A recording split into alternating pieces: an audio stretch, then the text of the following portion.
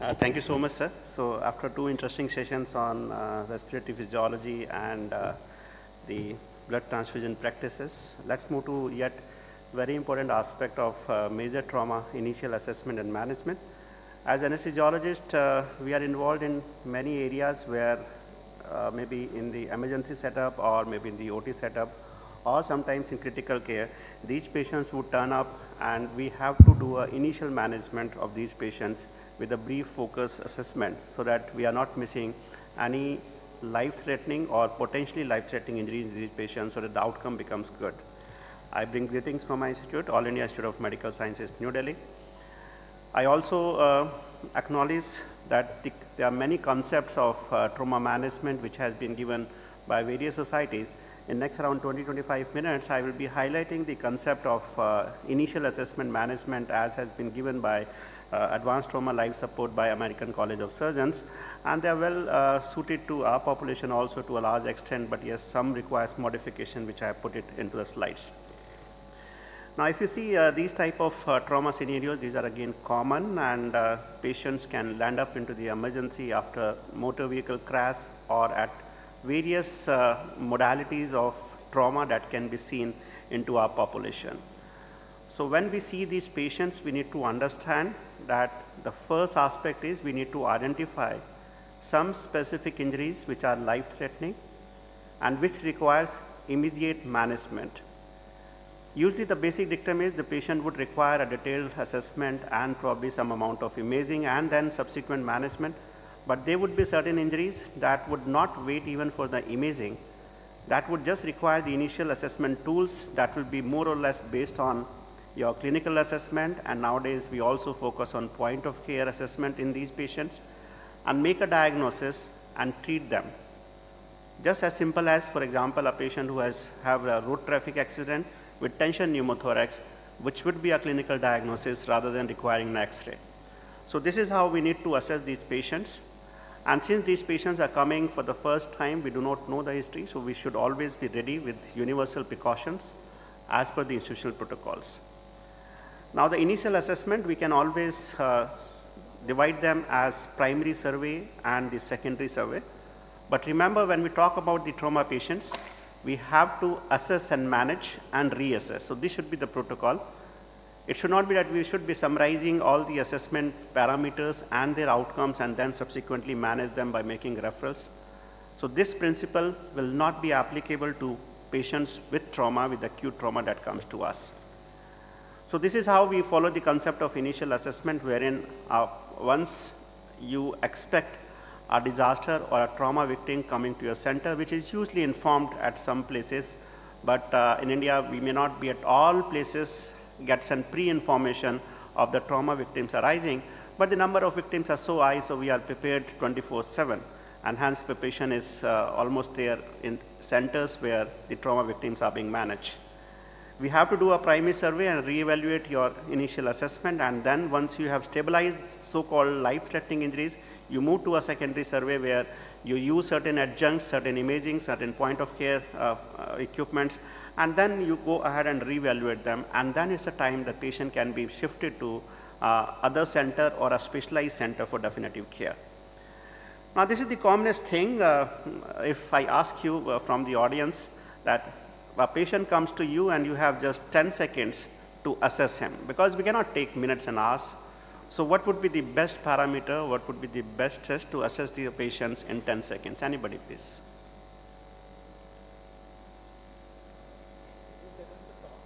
He is able to talk. So what all will assess, sir? You are absolutely right. Perfect, absolutely. I think this is the best way. Just ask the patient his or her name and ask the patient what happened. And if the patient is able to verbalize sensibly, this means he is able to vocalize, this means airway is okay, breathing is okay. If he can understand you and is purposefully and whatever you have asked, he is able to answer this appropriately, this means his perfusion to the brain or the brain function is appropriate. So this affirms the ABCD of the patients, and that's why this is the initial, you can say, a screening tool that probably a life-threatening injury is not there with these patients, and then you can move ahead with the other aspects which requires a little more detailed assessment as a part of primary survey. When we say primary survey, the components will move as it A, B, C, D, E. Airway always come with C-spine protection because all trauma patients assume these patients to have C-spine instability. Always, depending upon the mechanism of injury to these patients, do provide C-spine protection in the form of a manual inline stabilization, or we expect that during the transport they would have been put on the cervical collar. B, breathing and ventilation, then you go ahead with circulation with hemorrhage control. In a very recent guideline or the recent evidence, there has been some concerns with the C part where the hemorrhage control has taken a little precedence because sometimes the major trauma, there could be major bleeding, and hence it says that the moment the patient comes to you and if you see that there is a major hemorrhage happening somewhere, you put up manual pressure there and then start your ABCDE protocol. Then you assess your disability, the neurological status, and expose the patient subsequently and look for this. And this priority has been done because the evidence says that A is the biggest and fastest killer as compared to B, as compared to C, and subsequent to D. And that's why this priority has been set for these patients. And these priorities are same for all patients, whether we talk about pediatrics, we talk about adults or the elderly patients. So this remains almost the same. Now, coming to the each point of the ABCD that I mentioned, whenever these patients come for the emergency after a major accident, you need to establish a patent airway, and we said that you have already screened them. But remember, these patients sometimes can have an occult airway injuries or a progressive loss of airway if there is something small bleeder in the neck and the hematoma is expanding. The initial patient will be able to verbalize without hoarseness of voice, but say if a patient is on a clopidogrel, is an elderly patient, and that small hematoma in the neck is progressively increasing over minutes, then at later time, though initially he may have a clear voice, he may have a hoarseness of voice. So that's why the basic principle of assessment in these patients always remains assess, intervene, and reassess at subsequent intervals, so that if something is progressive, you can easily take a call, come back again to the ABC and try to manage these patients. Regarding the airway management, if you see these patients, these could have trauma which is directly related to the airway, or sometimes there will be airway compromise which is not because of direct trauma to the airway, but because of many other injuries. And you can see a whole lot of trauma that can be seen in these patients that would affect the patency of the airway. And those traumas which we do not expect to have a direct interaction with the airway, for example, a C-spine fracture, patient may be on C-spine collar. In those situations, patient again, it proved to be a difficult airway, and hence, though it may not be directly related to airway, but management becomes difficult when you start managing these patients. Now, when these are airway trauma, we expect definitely is an anticipated difficult airway. When it is a trauma which is not related directly to trauma, directly to the airway, it may be anticipated at times like application of cervical spine collar, or you expect that patient has definite signs of C-spine fracture, and at times it could be an unanticipated difficult airway which may or may not be related to the trauma. So whenever these patient comes, do think of C-spine stabilization. Also do think of the hemodynamic fluctuations that can happen, because sometimes if you are using the drugs assisted airway management for these patients may be hemodynamically unstable, and in those situations they may have something called as a physiological difficult airway, because whatever the drugs that you use on the background of hemodynamic instability, on the background of hemorrhage, hypovolemia, these patients will show exaggerated response. And since these patients also have trauma related pain and other issues, these patients' cooperation also becomes a major issue, and hence we should be very, very careful. So try to assess these trauma that can happen otherwise or unrelated to airway. For example, a patient who comes with chest trauma and you are managing the airway, you should be a little cautious, because initially a small pneumothorax which may be clinically insignificant, but once you secure the airway and put them on a mechanical ventilation, that small pneumothorax would become a tension pneumothorax, and patient will have not only respiratory compromise but hemodynamic compromise also. There could be hemothorax, there could be fistulas opening, there could be because stab wound on the lungs can create a bronchopleural fistulas, and there could be blunt and penetrating injuries that can be exaggerated once you start manipulating the airway, or subsequent to it, you start ventilating these patients. And hence, airway management becomes really a concern, and hence, it's just not the airway management, but you have to assess them after the airway management and reassess subsequent intervals to look for these catastrophic sequelae that can happen in these patients. We always say that the airway management should proceed with a detailed assessment, but that may not be feasible in these patients, and that's why we assume that these patients would have potentially difficult airway. We have lack of time, radiological assessment may not be there, though point of care testing, including the ultrasonography, has become one of the important tool in the emergency area also. The patient cooperation is an issue, the neck, spine, neck movements is an issue, the injury per se with all the sequelae of multiple injuries in these patients also concerns about the detailed airway assessment in these patients. And we should also be concerned about the respiratory hemodynamic compromise that I mentioned. You should be concerned about the patient's pain and conscious levels, and hence you should be cautious during the assessment and management with regards to these points. So just to summarize, when you have to have a management of airway, we have multiple issues for a successful airway management in these patients, and that makes it more challenging in a victim who comes with polytrauma into an emergency requiring the airway management. At times when these patients are shifted, these patients may have what's airway secured in the pre-hospital, but at times they will be unsecured, and these patients may be in respiratory compromise or in a hypoxic status in case if they comes unsecured, which is more common probability into India scenario because we do not have well developed pre-hospital trauma services, and hence this remains a major issue.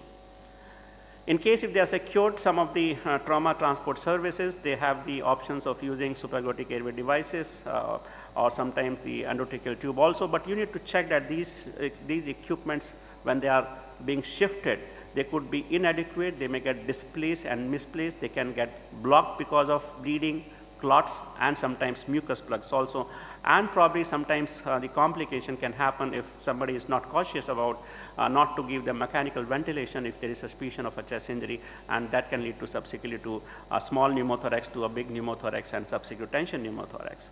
So whenever these patients try to look for these signs, the moment they come to your emergency about if they have already secured a tube, or sometimes they would have been shifted from a small center to a bigger center for management, and try to look for this mnemonic, you can remember it, displacement, obstruction, pneumothorax, and equipment failure, which is one of the commoner things that can be seen in a polytrauma victim during a transport.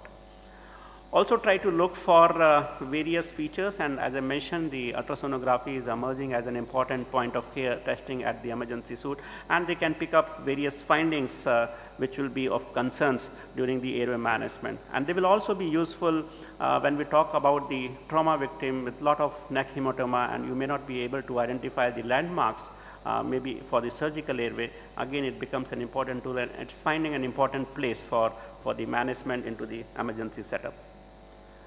Now coming to the second aspect of B, that is breathing and ventilation as a part of primary survey, you need to have focused assessment that assesses and ensures the adequate oxygenation and ventilation. And remember, when we talk about the oxygenation and ventilation in these patients, probably the availability of the tools of high flow nasal delivery equipments have become an important aspect in these patients also. And you need to assess them simultaneously with the basic screening tools, including respiratory rate, chest movement, air entry, and oxygen saturation.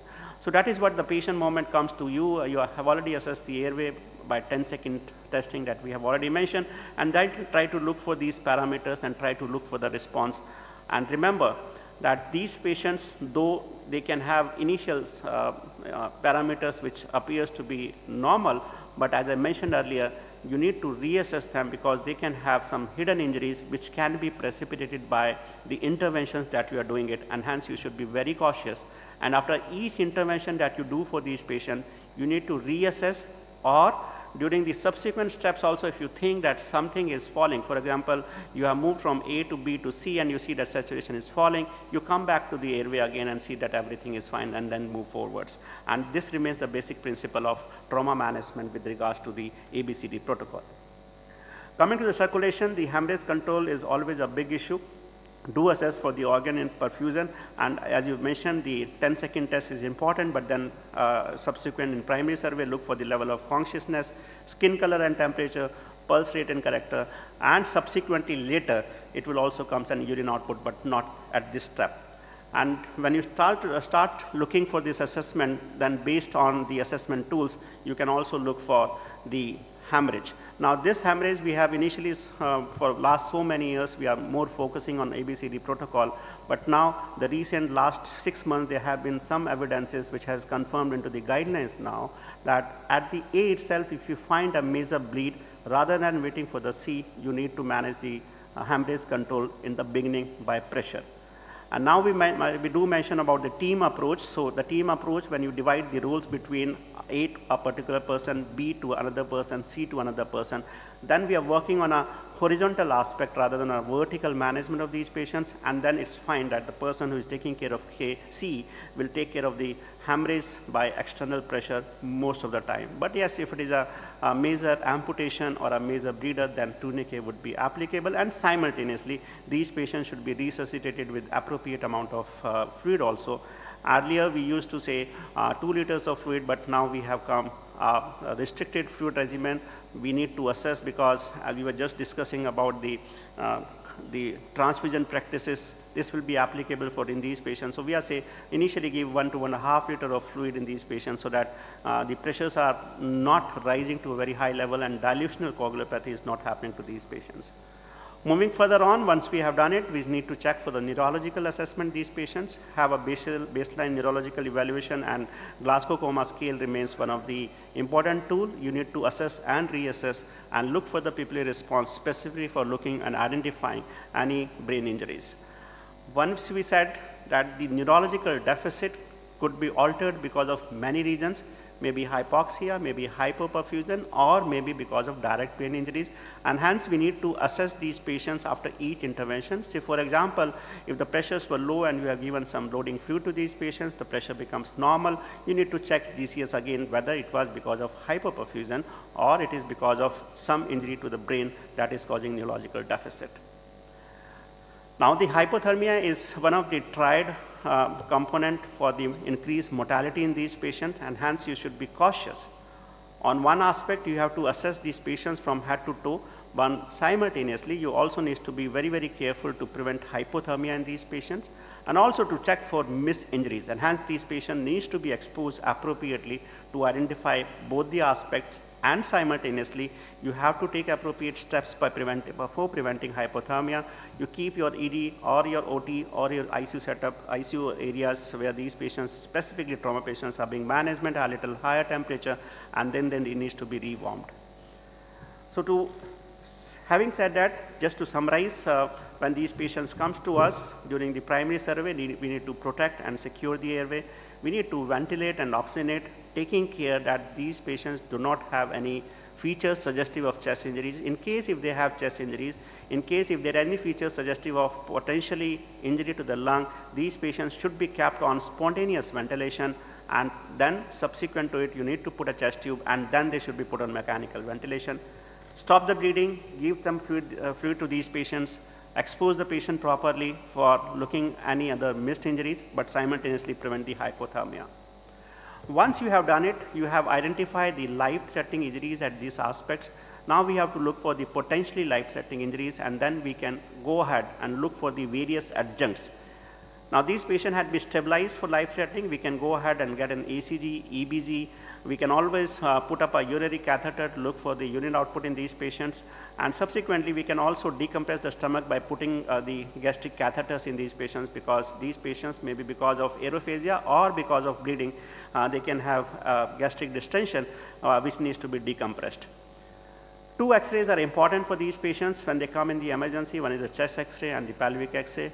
Both are the source of major bleeding and needs to be controlled, and hence these adjuncts as a diagnostic tool should be done.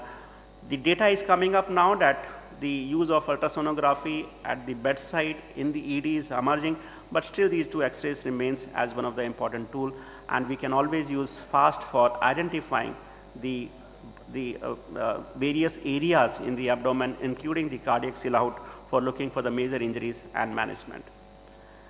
Now these patients should also be considered appropriately transfer. So once we have identified the injuries which are life-threatening or potentially life-threatening, they need to be shifted to a proper center where the facilities are available which can provide definitive care to these patients. We should not be delaying the transfer of a patient for the purpose of assessment or diagnostic tool in case the facilities are not available with this patient. For example, if we suspect a patient to have brain injuries and we think that we have a CT scan but not neurosurgeon or no neurosurgical capability with us, don't get the CT scan done at your center, shift the patient to higher center, and then they will evaluate and take a decision to operate or to put them on a conservative management. Once you have done at this point of time, so you have taken care of all the life-threatening injuries, now you move to secondary survey, wherein the initial aspect has been taken care of. You have reassessed the initial interventions and the vital functions are being optimized. Then you can start with secondary survey, which requires a complete history, a complete physical examination from head to toe, a neurological examination including the CNS, motor and sensory with spatial diagnostic test, and re-evaluation needs to be done at appropriate step once its completion, or in case if patient deteriorates in between, you need to re-evaluate and reassess. Do have a look for various ample history in these patients, because your subsequent management, whether critical care or operating room management, would also be influenced by these aspects. The allergies, the medication these patients are, for example, these patients may be on anticoagulants, the past illnesses, the pregnancy, the last meal, or the events, or the environment and mechanism. Mechanism is an important aspect to understand the potential injuries in these patients. So when these patients come to you, try to look for what type of injury they have happened. For example, the motor vehicle crash, if it's a driver, the chances of the respiratory and cardiac injuries are much higher. If a patient was extricated in a injury after the motor vehicle collision, probably these will be having more injuries to the pelvic areas, and hence those mechanisms should be elicited, and that will give you a basic clue for any missed injuries. This is how you need to understand, even for looking for the inhalation injuries. Sometimes initially if they are presented early, they may not be airway edema, but if they have the mechanism that after injury there was exposure to the inhalation injury by burns, these patients can manifest respiratory issues or even the airway issues, and hence should be managed appropriately and timely for them. Now going from the head to toe examination, try to look for the external examination, scalp palpation, look for ear examination and visual acuity. Scalp is a major source of blood in these blood loss in these patients, and this can lead to hemorrhagic loss at point of times, and the management usually would be just the pressure dressing or application of pressure in the initial assessment, and subsequently they may require surgical repair. Do look for the bony crepitus, deformity or mole occlusion in the facial area by palpating them, and this is an important aspect also, because if they require airway management, they will mount on the edema after these injuries, and since this instability, the patency of the airway may also be compromised, and hence this examination becomes very important. Look for the soft tissues in the neck area also. They could be blunt versus penetrating trauma. Sometimes they could be sharps in the necks. And you should be very cautious, because if they are being moved during the initial management, they can injure more areas, more vessels there, and hence the patient can bleed. Sometimes the blunt injuries can lead to subsequent edema, leading to airway compromise, and hence you should be very, very cautious in finding of the crepitus, hematoma, stridor, bruit on auscultation, and these will lead to compromise of the airway, and hence needs to be assessed timely. In the chest, do look for various standard findings, and as I mentioned in the beginning, if you find any signs of injury to the chest, for example, there is a contusion on the chest and this patient requires mechanical ventilation, you should be very cautious, and the concept of the trauma management says that these patients must be having a chest tube before they are put on mechanical ventilation if there is certain signs based on mechanism and examination indicates chest injuries. Similarly, on the abdomen, you try to look for the hollow viscous injuries and the retroperitoneal injuries. And when we talk about the abdominal injuries, at times it will be associated with some pelvic fractures also. And pelvis can accommodate almost one blood volume of the patient, and hence these patients will be in hemorrhagic shock. So try to have the standard examination, and as we mentioned earlier, the E-FAST is one of the important aspects where you can pick up various injuries to the abdominal areas also.